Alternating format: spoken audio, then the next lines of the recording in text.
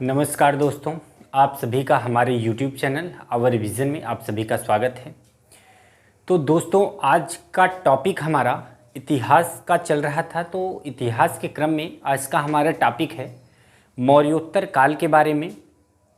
तो इसके पहले हमने मौर्य साम्राज्य के बारे में पढ़ा और उसके पहले इतिहास में जो प्राचीन इतिहास के जो भी महत्वपूर्ण और इम्पॉर्टेंट टॉपिक थे उसके बारे में हमने डिटेल से जानकारी ली। और एग्ज़ाम के पॉइंट ऑफ व्यू से जितने भी क्वेश्चन बनते हैं पिछले टॉपिकों से, मौर्योत्तर काल के पहले से जितने भी टॉपिकों से क्वेश्चन बनते हैं उन सभी चैप्टरों से हमने detail wise point two point और एक कहानी स्टोरी के थ्रू हमने सब कुछ आपको बढ़िया से समझाया है।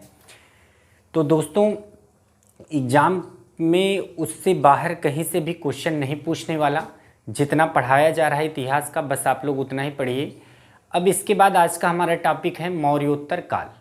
तो मौर्योत्तर काल के बारे में मित्रों हम थोड़ा सा पहले हम उसके बारे में जानकारी लेंगे कि मौर्योत्तर काल क्या है। और पहले तो मौर्य काल था, उसके बाद जो है मौर्योत्तर काल आया। तो मित्रों क्या हुआ कि मौर्य वंश का जब पतन हुआ और गुप्त वंश का या गुप्त साम्राज्य का जब उत्थान का जो समय था, उन दोनों के कालों के बीच में कुछ जो है 5 शताब्दियाँ बीती। तो उस 5 शताब्दियों के बीच में कुछ राजनीतिक उथल पुथल हुई, तो वही था मौर्योत्तर काल। इसका मतलब ये हुआ कि मौर्यों के बाद का जो काल आया वो मौर्योत्तर काल हुआ। तो इस मौर्योत्तर काल में क्या हुआ कि जब मौर्य साम्राज्य का पतन हुआ तो उसके पश्चात जो है राजनीतिक एकता जो थी वो नष्ट हो गई। और वहाँ पर जो राजनीतिक एकता थी, जो मौर्यों के काल में जो एक बड़ा सा साम्राज्य था वो जो है छोटे छोटे राज्यों में विभाजित होने लगी। तो अब क्या हुआ कि कोई एक बढ़िया शासक या कोई बढ़िया सम्राट नहीं रह गया उस टाइम में कि जो उस सत्ता को फिर से एकीकरण कर सके। तो आया मौर्योत्तर काल का युग। तो उसी में एक वंश उभर कर आता है शुंग वंश। शुंग वंश के संस्थापक कौन थे ये आप लोगों को मैंने लास्ट में पिछले वीडियो के लास्ट में हमने आपको बता ही दिया था। तो वो जो क्षेत्र था अभी हम उसके बारे में आगे डिस्कस करेंगे।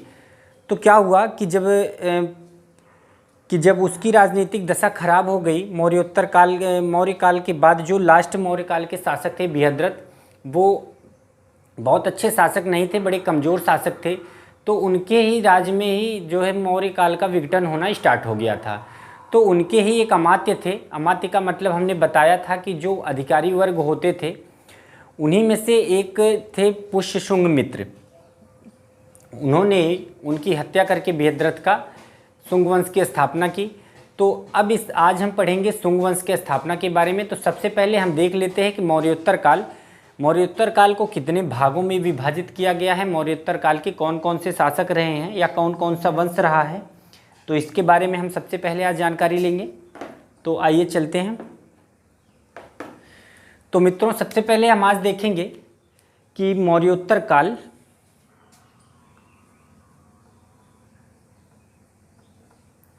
मौर्योत्तर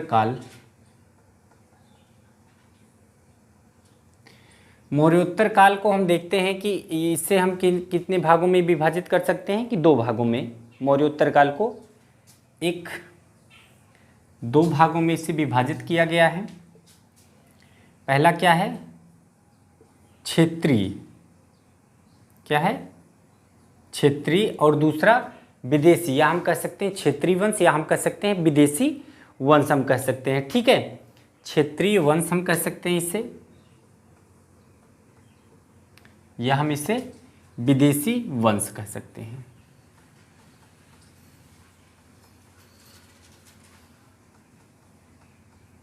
ठीक है, मौर्योत्तर काल को 2 भागों में विभाजित कर सकते हैं। पहला है क्षेत्रीय वंश और दूसरा है विदेशी वंश। ठीक है, तो क्षेत्रीय वंश का मतलब हुआ देशी उत्तराधिकारी, भी हम उसका एक उपनाम हम उसको कह सकते हैं देशी उत्तराधिकारी, या हम कह सकते हैं विदेशी उत्तराधिकारी।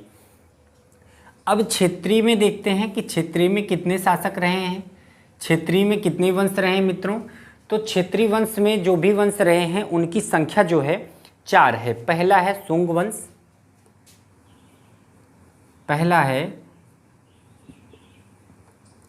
वंश, शुंग वंश के संस्थापक कौन थे? ये आपको पता है, पुष्यमित्र शुंग जो हैं वो शुंग वंश के संस्थापक थे। दूसरा है कण्व वंश, दूसरा कण्व वंश। कण्व वंश के संस्थापक कौन थे मित्रों? वासुदेव। कण्व वंश के संस्थापक कौन थे? वासुदेव। अब तीसरा हमारा है सातवाहन वंश, या हम उसे आंध्र सातवाहन भी कह सकते हैं, सातवाहन वंश, या हम इसे आंध्र सातवाहन वंश भी कह सकते हैं। इसके जो संस्थापक थे वो उनका नाम था सिमुक, और चौथा जो है वाकाटक वंश। ठीक है, चौथा जो है वाकाटक वंश। ठीक है, वाकाटक वंश। पहला है शुंग वंश, दूसरा है कण्व वंश, और तीसरा सातवाहन वंश, और चौथा है वाकाटक वंश। तो दोस्तों इनके बारे में हम डेली एक वीडियो लेकर आएंगे, हम आप लोगों के लिए डिटेल से इनके बारे में जानकारी लेंगे। तो सबसे पहले अभी हम इस टाइम जान लेते हैं कि इनके संस्थापक कौन थे। तो शुंग वंश के जो संस्थापक थे उनका नाम था पुष्यमित्र शुंग। कौन थे? पुष्यमित्र शुंग। शुंग वंश के जो संस्थापक थे उनका नाम था पुष्यमित्र शुंग। अब ये कण्व वंश के जो संस्थापक थे उनका नाम था वासुदेव। ठीक है, कण्व वंश के जो संस्थापक थे उनका नाम था वासुदेव, और शुंग वंश का जो संस्थापक था उसका नाम है पुष्यमित्र शुंग। सातवाहन वंश या आंध्र सातवाहन वंश के जो संस्थापक थे उनका नाम है शिमुक, उनका नाम है सिमुक। आंध्र सातवाहन वंश के संस्थापक कौन थे? सिमुक थे। और वाकाटक वंश के संस्थापक कौन थे? इनका नाम था विंध्य शक्ति। ठीक है, इनका नाम है विंध्य शक्ति। तो हमने ये देखा क्षेत्रीय वंश के जो संस्थापक थे, क्षेत्रीय वंशों का नाम हमने देखा कि जो मौर्योत्तर काल में जो आया था क्षेत्रीय वंश, उनके बारे में उनके काल, उनका वंश और उनके संस्थापक के बारे में हमने देखा। अब हम देखते हैं कि विदेशी वंश थे, इनके बारे में हम देखते हैं कि विदेशी वंश में कौन कौन थे।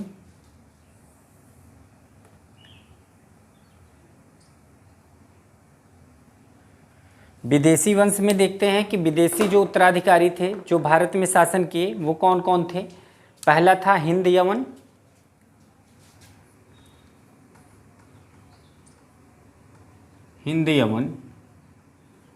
दूसरा था शक। पहला था दोस्तों हिंद यवन, दूसरा था शक, और तीसरा पहलव, और तीसरा लास्ट वाला कुषाण। ठीक है, अब अगर देखें तो विदेशी उत्तराधिकारियों को देखें या विदेशी वंश को देखें तो क्या है, पहले हैं हिंद यवन, और दूसरा शक, तीसरा पहलव, और चौथा कुषाण वंश। अब अगर देखते हैं कि हिंद यवन वंश के इसके जो संस्थापक थे उनका नाम था डेमेट्रियस।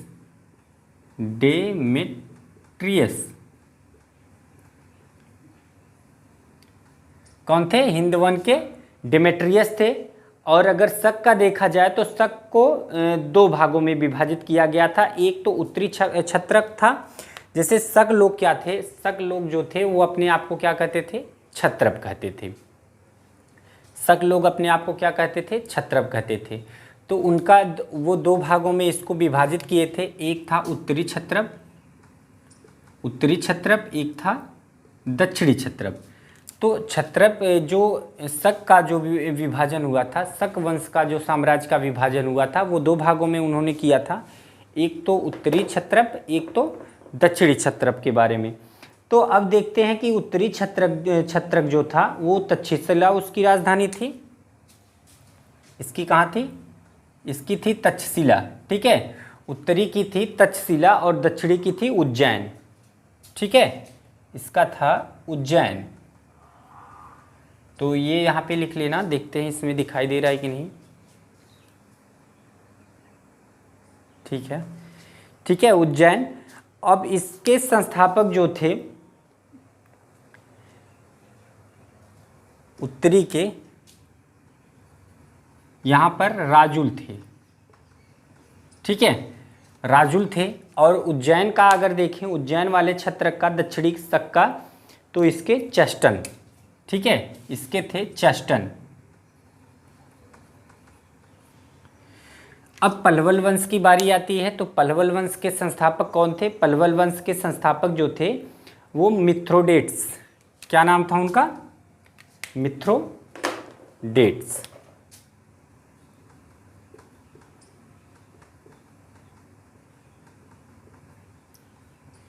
मिथ्रोडेट्स फर्स्ट पहलव वंश के संस्थापक थे। और कुषाण वंश के संस्थापक कौन थे? कुजुल कडफिसेस, क्या नाम था उनका? कुजुल कडफिसेस, ठीक है। तो कुषाण वंश के वो संस्थापक थे। तो इससे आपको दो चीज़ों के बारे में जानकारी मिली मित्रों। सबसे पहले आपने देखा कि मौर्योत्तर काल को दो भागों में विभाजित किया गया है, एक तो क्षेत्रीय वंश और दूसरा विदेशी वंश।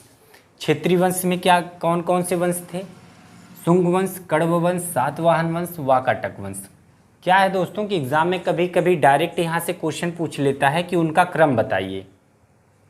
मौर्योत्तर काल में जो भी वंश थे उनका क्रम बताइए, ऐसे डायरेक्ट पूछ लेता है। तो उसका क्रम शुंग वंश, कण्व वंश, सातवाहन वंश, वाकाटक वंश, ये उनका। और या तो विदेशी जो शासक भारत में आए उनका भी क्रम पूछा जा सकता है, पूछता भी है, एग्जाम में कई बार पूछा गया है। तो डायरेक्ट यहाँ से हिंद, यवन, शक, पहलव, कुषाण, इस तरीके से हम आंसर देंगे।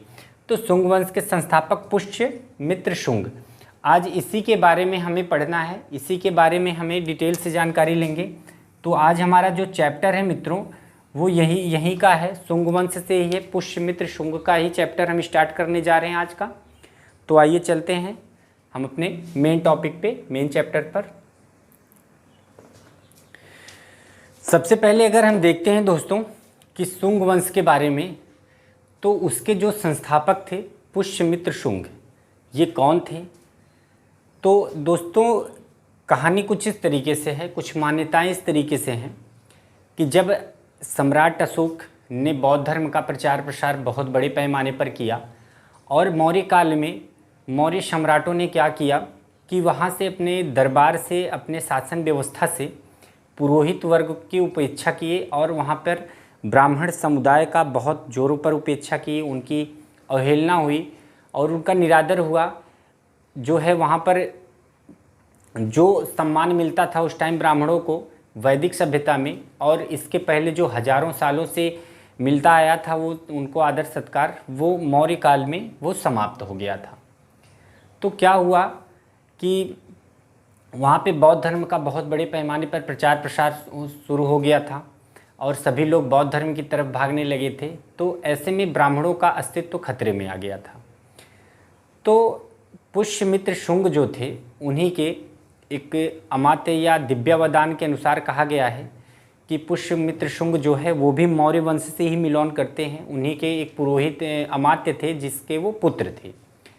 तो वो क्या किए कि मौका देखकर उन्होंने ब्राह्मण वर्गों को उकसाया और उनको अपनी तरफ कर लिया। तो सबने पुष्यमित्र शुंग का साथ दिया और उन्होंने बृहद्रथ की हत्या करके मौर्य वंश के शासन को ख़त्म कर देते हैं और शुंग वंश की स्थापना कर देते हैं। तो मान्यताएं ऐसी भी हैं मित्रों कि उन्होंने बहुत सारे बौद्धों को मरवा दिया, बौद्ध भिक्षुओं को मरवा दिया। और कई सारे मान्यताएं ऐसी भी हैं कि उन्होंने जो है 84,000 स्तूपों के, अशोक के 84,000 स्तूपों का खंडन करवा दिया, उनको तुड़वा दिया। तो ऐसी बहुत सारी मान्यताएं हैं। लेकिन दोस्तों ऐसा भी इतिहास में वर्णन है कि भरहूत का जो अभिलेख है, भरहूत का लेख है, उसका निर्माण जो है पुष्यमित्र शुंग ने करवाया था। और इसके बाद जो सांची का स्तूप है, उसके जो सांची का स्तूप जो है उसके बाहर जो लगा हुआ लकड़ी का बाउंड्री वाल था उसको वो हटवा के वहाँ पर पत्थर का बाउंड्री वाल लगवाते हैं। तो इससे ये प्राप्त होता है, ये जानकारी प्राप्त होती है मित्रों कि जो बौद्ध ग्रंथ के अनुसार, दिव्यावदान के अनुसार ये कहा गया है कि वो बौद्ध विरोधी थे तो ऐसा तो नहीं प्राप्त होना चाहिए था, या ऐसा नहीं लगता कि वो सच में बौद्ध विरोधी थे। अगर वो बौद्ध विरोधी होते दोस्तों तो ऐसा काम नहीं करते कि वो बौद्ध जो है स्तूपों का निर्माण करवाते, ऐसा वो कतई नहीं करते। लेकिन ठीक है, जो भी मान्यताएं हैं, इतिहास में जो लिखा गया है उसी के अनुसार हमें चलना है। तो कोई भी चीज़ जानने से पहले हम ये सबसे पहले जानते हैं कि उस चीज़ का स्रोत क्या है, हमें कहाँ से जानकारी मिलती है किसी राजा के विषय में या किसी वंश के विषय में। तो सबसे महत्वपूर्ण चीज़ है किसी चीज़ को जानने का एक स्रोत। ठीक है, तो हम आइए उस स्रोत के बारे में सबसे पहले हम डिस्कस करेंगे। किसके बारे में? स्रोत के बारे में। तो हम सबसे पहले क्या करेंगे? डिस्कस करेंगे स्रोत के बारे में, डिस्कस करेंगे।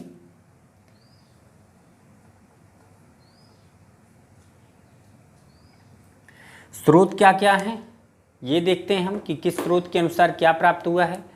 तो अगर स्रोत देखा जाए तो दोस्तों स्रोत दो भाग में या हम तीन भाग में कर सकते हैं, लेकिन जो इम्पोर्टेंट हैं हम उसके बारे में देखते हैं। उसके बारे में हम देखेंगे कि जहाँ से हमें मुख्य प्रमाण मिले हैं।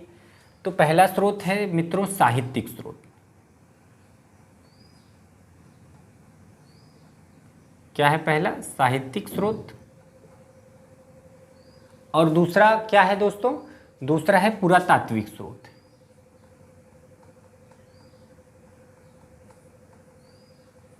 ठीक है, पहला है साहित्यिक स्रोत और दूसरा है पुरातात्विक स्रोत। अगर हम साहित्यिक स्रोत की बात करें तो सबसे पहले हम इसमें बात करेंगे साहित्यिक स्रोत में पुराणों की बात। ठीक है, पुराण की बात अगर हम करें साहित्यिक स्रोत में तो इसमें वायु पुराण और मत्स्य पुराण, ये दो पुराण जो है बहुत इंपॉर्टेंट हैं शुंग वंश के लिहाज से। अगर हम देखें तो इसमें जो है शुंग वंश के संस्थापक जो हैं पुराण में कौन कौन सा? एक वायु पुराण और एक मत्स्य पुराण। ठीक है, वायु पुराण और मत्स्य पुराण में सीधा सीधा वर्णन उसमें किया गया है कि जो शुंग वंश के संस्थापक थे उनका नाम जो है पुष्यमित्र शुंग है। ठीक है, वायु पुराण पहला स्रोत तो हमारा ये है जो साहित्यिक दृष्टि से है। इसमें वर्णन किया गया है मित्रों कि वायु पुराण और मत्स्य पुराण में वर्णन किया गया है कि जो शुंग वंश के संस्थापक थे उनका नाम पुष्यशुंग मित्र है।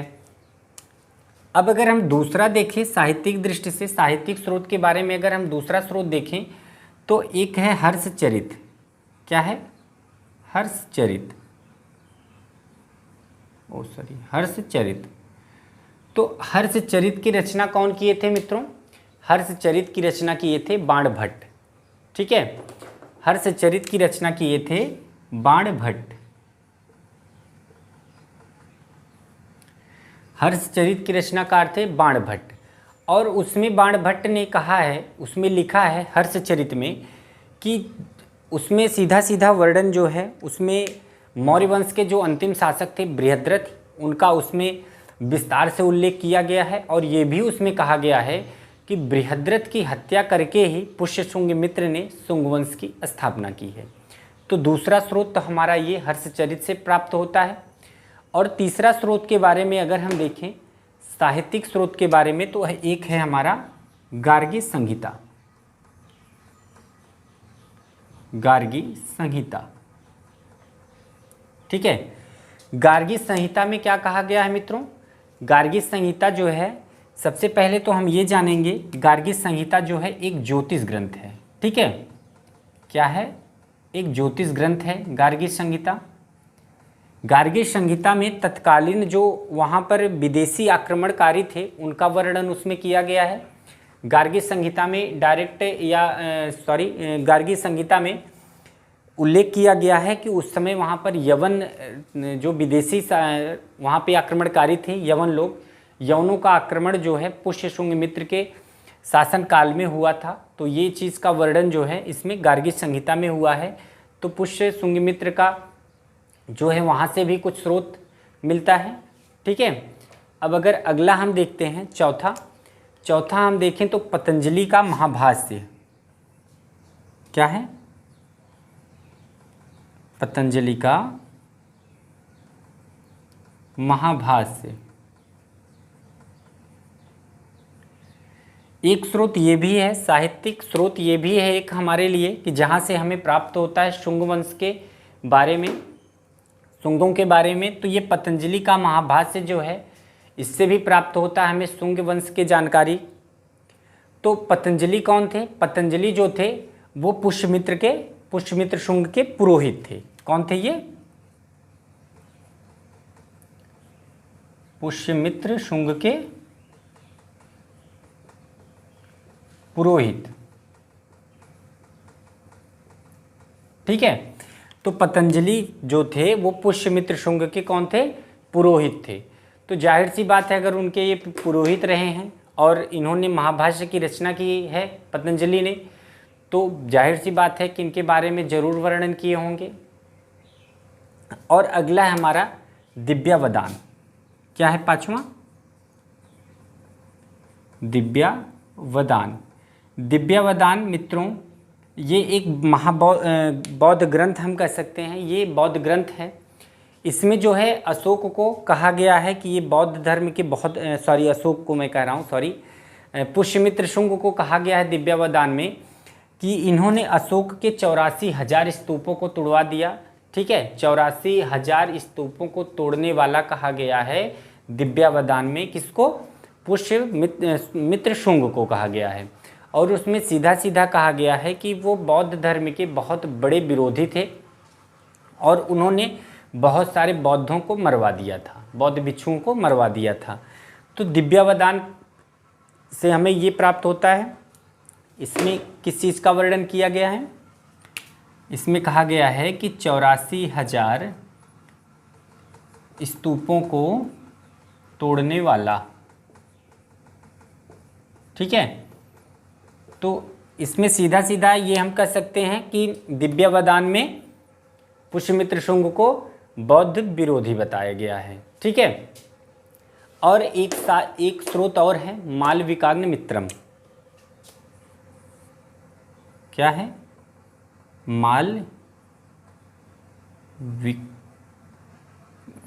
विकाग्नि मित्रम। तो मालविकाग्नि मित्रम से भी शुंग वंश के बारे में जानकारी मिलती है। इसके जो रचनाकार थे वो कालिदास थे। ठीक है, इसके जो रचनाकार थे कालिदास थे। और इन्होंने जो है पुष्यमित्र शुंग के जो पुत्र थे अग्निमित्र, उनकी और मालविका की प्रेम कहानी की वो इसमें रचना है।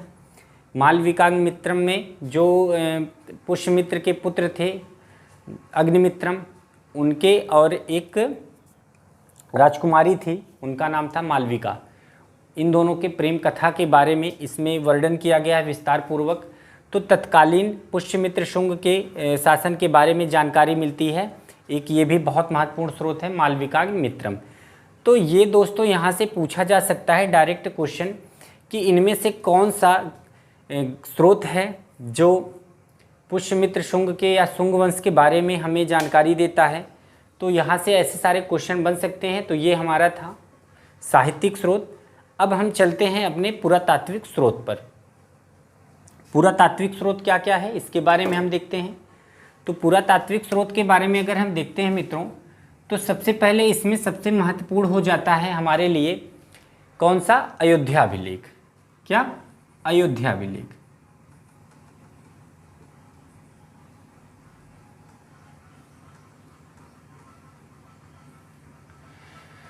अयोध्याभिलेख सबसे महत्वपूर्ण है। और अयोध्याभिलेख का जो निर्माण करवाया गया था वो पुष्यमित्र शुंग के राज्यपाल थे धनदेव। कौन थे? धनदेव द्वारा। कौन थे? धनदेव।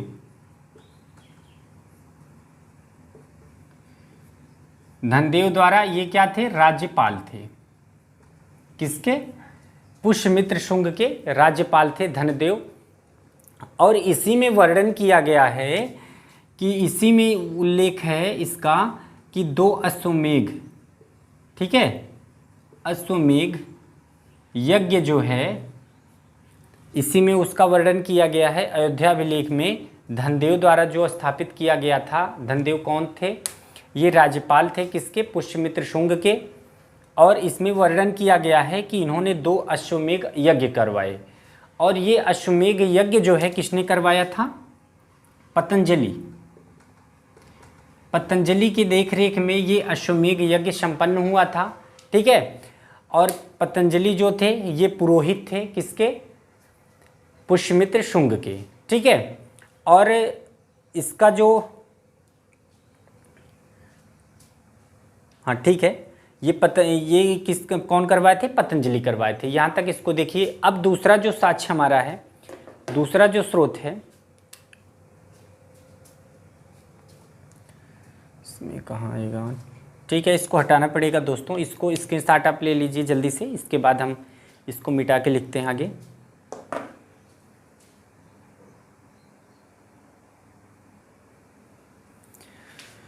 तो अब देखें दूसरा जो हमारा स्रोत है, दूसरा स्रोत क्या है? भरहुत का लेख। ठीक है, इसी का पार्ट है।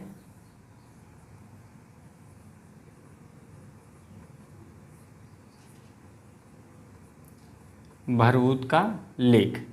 अब इसके बारे में देखें, भरहुत का लेख, तो यही चीज़ है कि जो भरहुत का लेख जो उसमें बताया गया है दिव्यावदान में कि बौद्ध विरोधी थे, तो ऐसा नहीं था, क्योंकि उन्होंने भरहुत का लेख, अगर इसका निर्माण देखें तो किसने करवाया था? भरहुत का लेख का निर्माण पुष्यमित्र शुंग ने करवाया था। ठीक है, पुष्यमित्र शुंग ने भरहुत का लेख का निर्माण इन्होंने करवाया था, पुष्यमित्र शुंग ने। और ये कहाँ पर है? सतना के समीप है। कहाँ पर? सतना, मध्य प्रदेश में। ये सतना के समीप है ये भरहुत का लेख। और इसकी जो खोजकर्ता थे, इसके जो खोजकर्ता थे, इसके अगर खोजकर्ता के बारे में देखें तो अलेक्जेंडर कनिंघम। ठीक है, अलेक्जेंडर कनिंघम ने 1873 ईस्वी में इस अभिलेख को खोजा था। कौन? अलेक्जेंडर कनिंघम ने। ठीक है, इसके खोजकर्ता कौन है? अलेक्जेंडर कनिंघम 1873 ईस्वी में इसकी खोज किए थे। और बहुत सारे हैं, जैसे सांची का है। अगर हम बात करें तो सांची का स्तूप, सांची के स्तूप के बारे में अगर हम बात करें तो सांची के स्तूप के बारे में सीधा सीधा वर्णन है। कहा गया है कि जो सांची का स्तूप पे जो वो क्या बोलते हैं, वो बाउंड्री वाल थी लकड़ी की, उसको जो है हटवा कर इन्होंने पत्थर का बाउंड्री वाल लगवाया था। तो यहाँ से ये प्राप्त होता है कि स्रोत प्राप्त होता है कि ये बौद्ध धर्म के विरोधी नहीं थे। ठीक है, हाँ ये हो सकता है कि जो दिव्यावदान में जो वर्णन किया गया है ये कुछ हद तक सही हो सकता है कि वो तुष्टीकरण की राजनीति कर रहे हों, क्योंकि उस समय ब्राह्मणों की जो है बहुत बड़े पैमाने पर उनकी उपेक्षा की गई। तो इसीलिए उन्होंने फिर से ब्राह्मण वंश या ब्राह्मणों का प्रभुत्व स्थापित करने के लिए ऐसा कार्य किया हो। तुष्टीकरण का मतलब यही होता है मित्रों कि एक विशेष वर्ग या विशेष जाति का सहानुभूति प्राप्त करना या उनका समर्थन लेना। ठीक है, यही तुष्टीकरण की राजनीति होती है। इसके पहले भी ऐसा नहीं है कि बहुत सारे लोग किए हैं, प्राचीन काल से ही ऐसा होता आ रहा है, जो वर्तमान में भी बड़े पैमाने पर प्रचलित है। उसके बारे में हमें आपको अवगत कराने की ज़रूरत नहीं है, आप लोग विशेष रूप से इतना जानकार हैं कि जानते हैं। लेकिन फिर भी हमें इतिहास हम पढ़ रहे हैं तो उसके क्रम में देखते हैं कि सांची का स्तूप जो है, यहाँ से जो प्रमाण मिलता है ये ऐसा नहीं है, दिव्यावदान का जो खंडन करता है। ठीक है, तो बेशनगर में अगर देखें, बेशनगर का एक है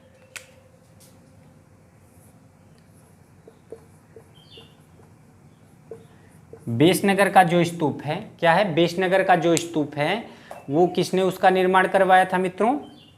यवन शासक हेलियोडोरस। क्या नाम था? हाँ, हेलियोडोरस।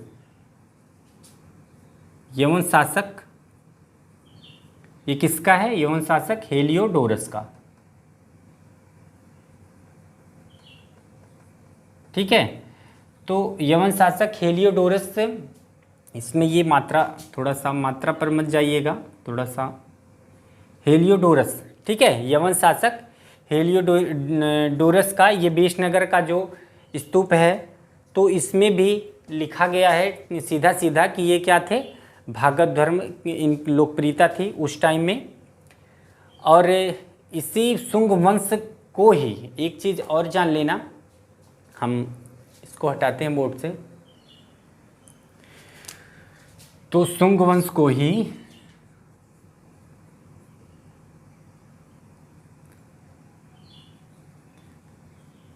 शुंग काल को ही क्या कहा जाता है, वैदिक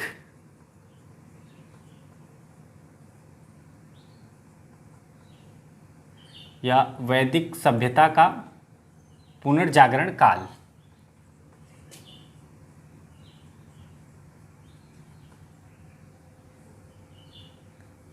ठीक है, तो वैदिक काल को ही वैदिक सभ्यता का पुनर्जागरण काल भी कहा जाता है।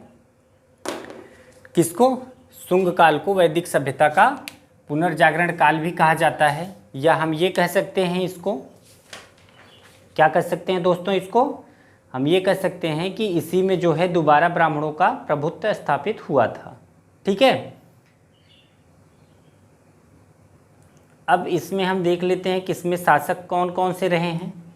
ये जो भी इम्पोर्टेंट था इसमें सब हो गया है, बस इसमें शासक कौन कौन से हैं इसके बारे में देख ले रहे हैं। और एक चीज़ और हमसे छूट गया है, इसमें एक चीज़ और देख लेना कि जो महाविकाग्निमित्रम है,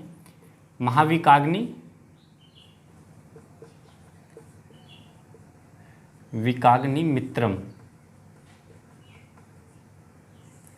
उसमें कहा गया है, इसमें पुष्यमित्र शुंग को बैम्बिक वंश का, ठीक है, क्या बैम्बिक वंश का बताया गया है इनको, बैम्बिक वंश का। या बैम्बिक वंश का तुलना किससे किया जाता है, या कह सकते हैं कश्यप। ठीक है, क्या कह सकते हैं हम, कश्यप कह सकते हैं।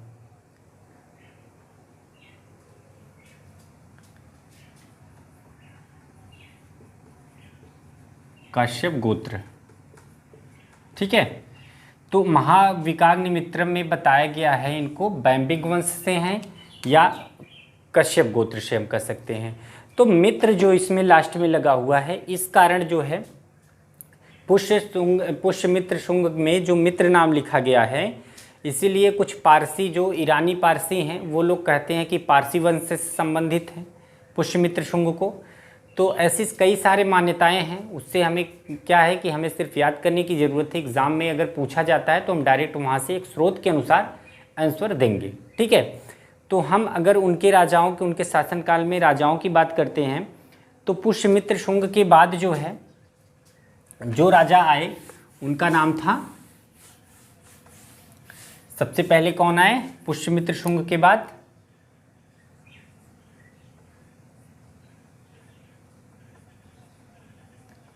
शुंग पहले शासक थे। उसके बाद आए कौन, इनके पुत्र अग्निमित्रम। कौन आए, अग्निमित्रम। ये कौन थे, पुष्यमित्र शुंग के पुत्र थे। ठीक है, अब इसके बाद आए सुज्येष्ठ। क्या नाम था, सुज्येष्ठ, या कहीं कहीं पर इनका नाम मिलता है ज्येष्ठ। ठीक है, ये कौन थे, सुज्येष्ठ कौन थे, सुज्येष्ठ जो थे वो अग्निमित्रम के भ्राता थे या भाई हम कह सकते हैं। इनके क्या थे, ये भाई थे, ये इनके क्या थे, पुत्र थे। ठीक है, अग्निमित्रम के भाई थे। और इसके बाद कौन बैठता है राजगद्दी पर, वसुमित्र। ठीक है, इसके बाद गद्दी पर बैठते हैं वसुमित्र। वसुमित्र कौन थे सुज्येष्ठ के,